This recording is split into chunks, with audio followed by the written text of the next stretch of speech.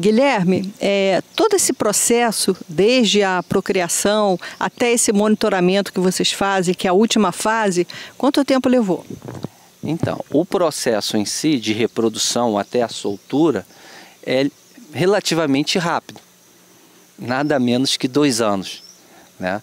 Reproduzimos, botamos nos tanques berçários as larvas, elas cresceram e trouxemos para o ambiente natural. Só que isso é a pontinha do iceberg.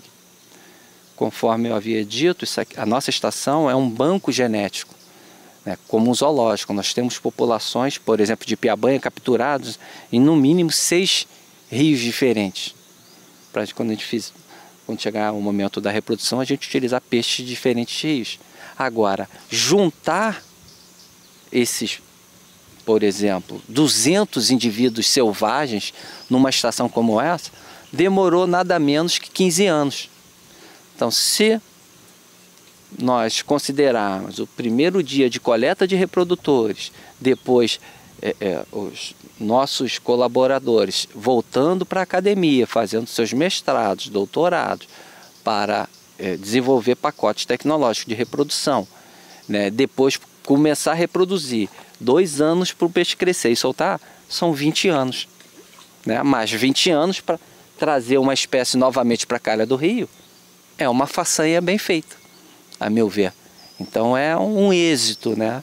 Que quando a equipe está toda junto, os colaboradores, é só felicidade, né? Porque é muito fácil destruir. É muito fácil você chegar com uma motosserra, você transforma essa paisagem aqui com uma manhã, com uma motosserra. Agora, uma vez transformada, pelada as margens, para você recompor essa paisagem, por exemplo, são no mínimo aí 10 anos, né, para você voltar com essa paisagem de árvores. Agora, voltar com os peixes, pode botar mais 10, né, porque você não adianta ficar soltando peixe no rio se não tem alimento natural, não vai ter ninguém ficar jogando. A profissão do cara é jogar ração no rio, não faz sentido para a conservação isso. O peixe tem que se virar, ele tem que competir com as outras espécies e encontrar aquele equilíbrio que nunca se equilibra, né? Porque no meio ambiente as coisas nunca estão equilibradas. Ora, uma população tem poucos indivíduos, ora tem muitos. Isso vai depender com os fatores naturais, né? A temperatura, a vazão do rio, né? A oferta de alimento. Vai que aquela árvore ali que a piabanha se alimenta floriu e teve uma ventania na hora da frutificação, de formar, da polinização, e as flores caíram. Aquela árvore ali, por exemplo, o ingá, vai ter pouca oferta de ingá, que é um item alimentar da piabanha. Então, naquele ano, e para piorar, teve pouca chuva, choveu pouco, não inundou, não teve uma boa reprodução. E aquela pouca reprodução que teve, ventou na época da frutificação do ingá, da floração, teve pouco alimento. Então, quando esses dados começam a se encontrarem, né, vai resvalar no aumento populacional daquela espécie para aquele período de 2, 3 anos. Mas, ora a natureza se comporta assim, ora se comporta de outra maneira, com abundância, depois podem ter 3 anos de abundância, 1 ano de baixa, né? Então isso é a natureza, né? Equilíbrio, desequilíbrio, né? Quando está no equilíbrio é muito rápido, enfim, esse é o estudo de ecologia, né? É por isso que a gente recebe bastante os alunos de graduação e tenta passar o máximo de informação para essa turma, porque só assim eles vão ter poder levar em prática a teoria de sala de aula para o meio ambiente e poder assim contribuir.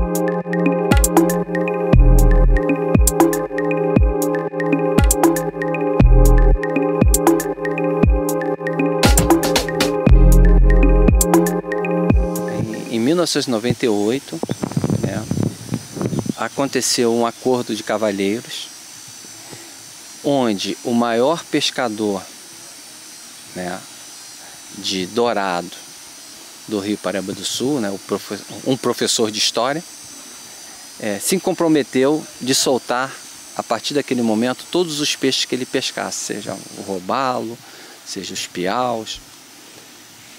E um biólogo, a partir desse momento, se comprometeu de fazer uma desova de uma espécie nativa e soltar no rio. Daí nasceu o Projeto Piabanha, isso em 1998. De lá para cá, muita coisa aconteceu, houve uma evolução, né? E muitos colaboradores se aproximaram, né? E nós nos fortalecemos, tendo como norte a pesquisa científica, né? A Pesagro deu um apoio muito grande, que é a empresa de pesquisas agropecuárias do estado do Rio de Janeiro, e cedeu esse espaço de terra, né? Onde nós montamos a pessoa jurídica, a Associação de Pescadores e Amigos do Rio Paraíba do Sul. Você está aqui há 25 anos, né? No município, né? E a instituição já tem 20 anos. De lá para cá, muita dissertação de mestrado, tese de doutorado, aconteceu aqui dentro, inclusive a minha de doutorado. A grande maioria voltada para a conservação de espécies de peixes ameaçados.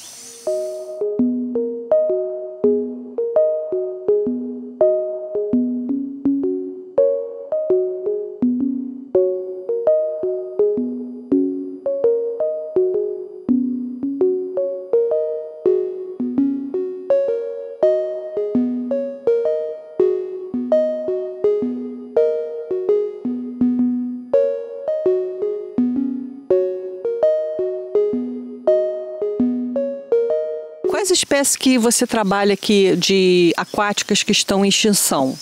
São 3, que é o surubim do Paraíba, que é uma espécie de bagre, uma espécie endêmica, ou seja, só ocorre aqui na bacia hidrográfica do Paraíba do Sul, a piabanha e a grumatã.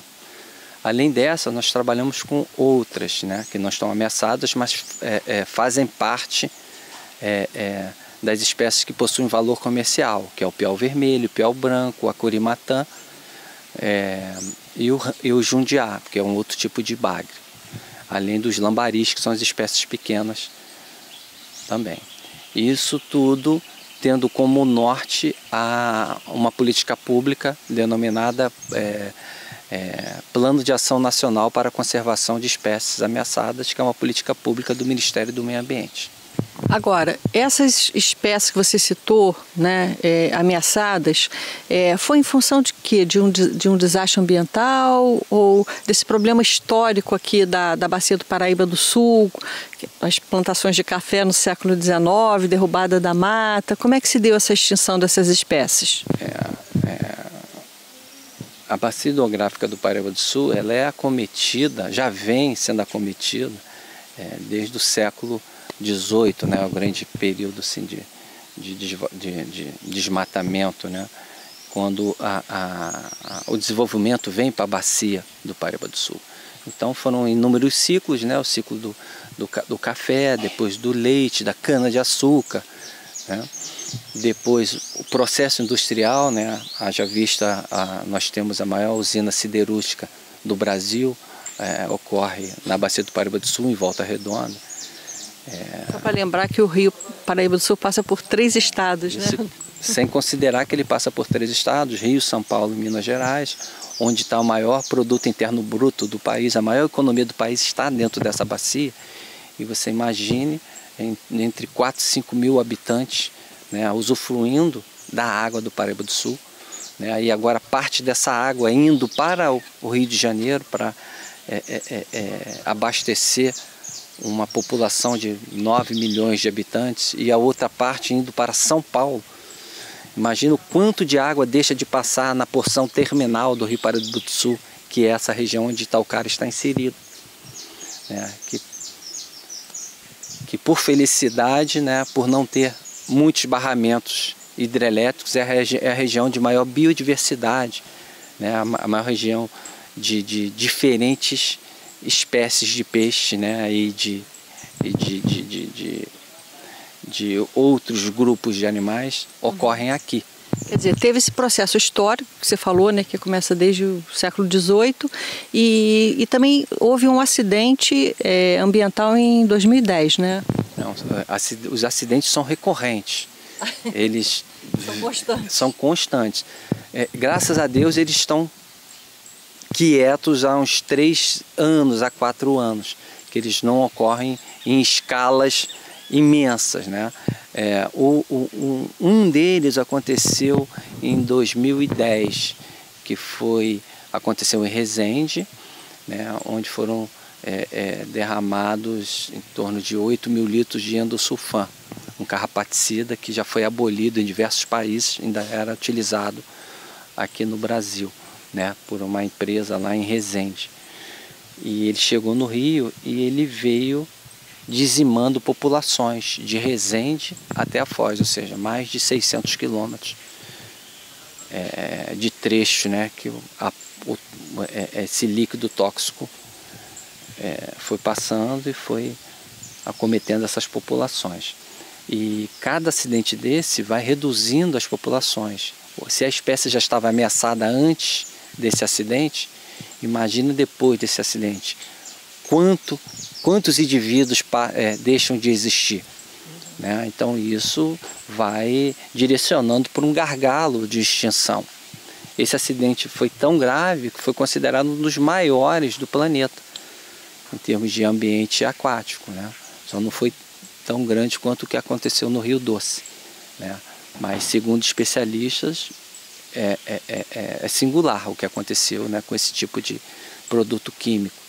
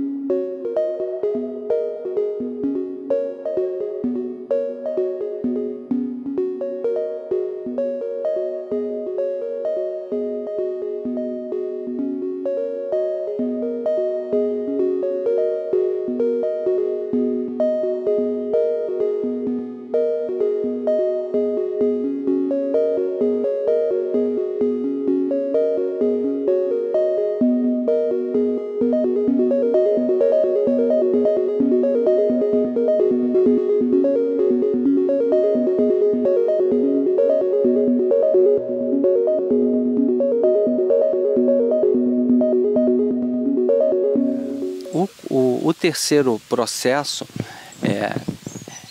é o processo mais longo, né? Porque o tanque berçário recebe uma larva de 5 dias, né? Essa larva vai ficar nesse tanque berçário por quase 2 anos, até o peixe atingir a faixa de 20 centímetros a 25 centímetros, quando ele vai estar mais apto a voltar a entrar no ambiente natural. Então ele deixa de estar no ambiente de água parada e vai para o ambiente de correnteza. Então essa mudança de habitat é muito grande para o animal. Então nesses últimos meses que o animal ainda vai ficar no tanque, a gente começa a fazer essa transição alimentar para quando ele chegar no ambiente natural, ele não ficar tão perdido em termos alimentares. Agora, essa água desses tanques teve um tratamento, né, Guilherme? Que você captou do Paraíba do Sul, mas a gente sabe que está poluído.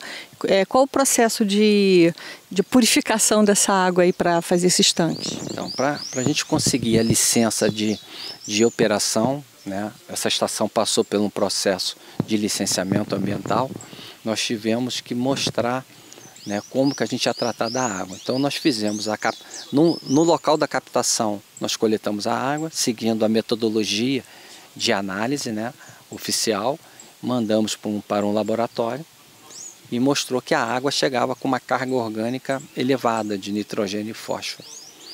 E ao mesmo tempo nós também fizemos a análise da água após ser utilizada, após passar por dentro dos tanques berçários, né, e tanques de reprodutores, né. E ela sai dos tanques e cai num tanque de depuração e purificação, né.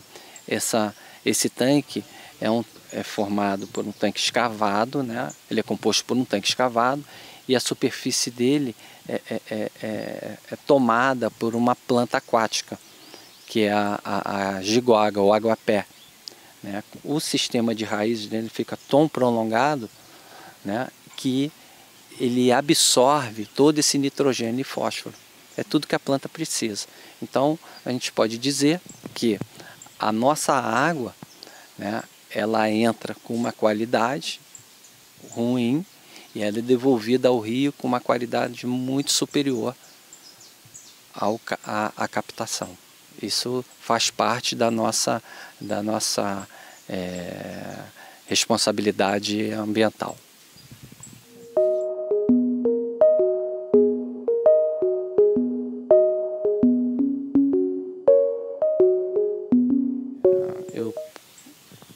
Ao final do dia eu sempre vou na beira do rio ver se as piabãs estão lá, como é que elas estão. Eu observo assim o quão duro foi chegar naquele resultado dos peixes vivos ali e como é fácil dizimar aquele resultado ali com uma tarrafada, com uma rede, né?